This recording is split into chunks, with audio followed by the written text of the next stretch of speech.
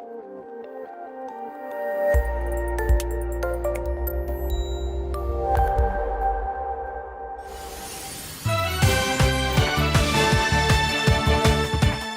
to Bank to Binary's Ahead of the Week report, covering the world's major trading events to help event traders like you prepare your investment calendar.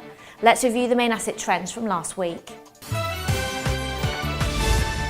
The euro was down on lower than expected PMI reports for the Eurozone. The USD was up on increased hopes that the Federal Reserve might hike interest rates in what's left of the second quarter. The GBP was up after political leaders urged the UK to remain in the Eurozone. Gold was down as investment sentiment switched from safe haven to risk-taking. Oil was up, inching closer to $50 per barrel as demand rose amid falling US stockpiles. Stay tuned for our trading tip later on in the clip. The asset focus this week remains on the USD, which is looking to sustain a rising trend and may see even more action on Friday when the US non-farm payrolls hit the headlines.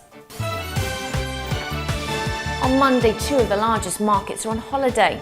The UK is on spring bank holiday and the US marks Memorial Day. However, there's news out of the Eurozone at 0900 with the economic sentiment indicator.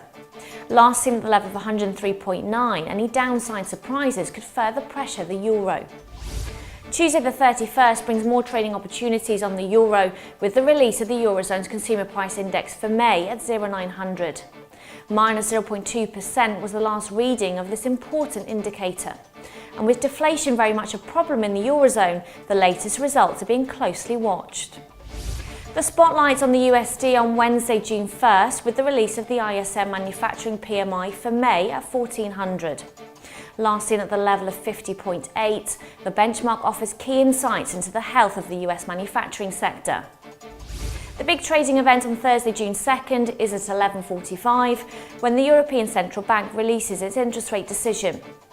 The ECB is keeping rates at 0% or in negative territory in the hopes that banks will lend more easily, encouraging investment and confidence, but the results are slow in coming. As always, the first Friday of each month brings trading opportunities on the USD and gold, with the release of the non-farm payrolls data for May at 12:30. Last seen at the level of 160,000, the NFP is the most popular trading event in the world's markets, and any upside or downside results are likely to affect the USD. Now on to our trading tip based on your frequently asked questions. What is volatility?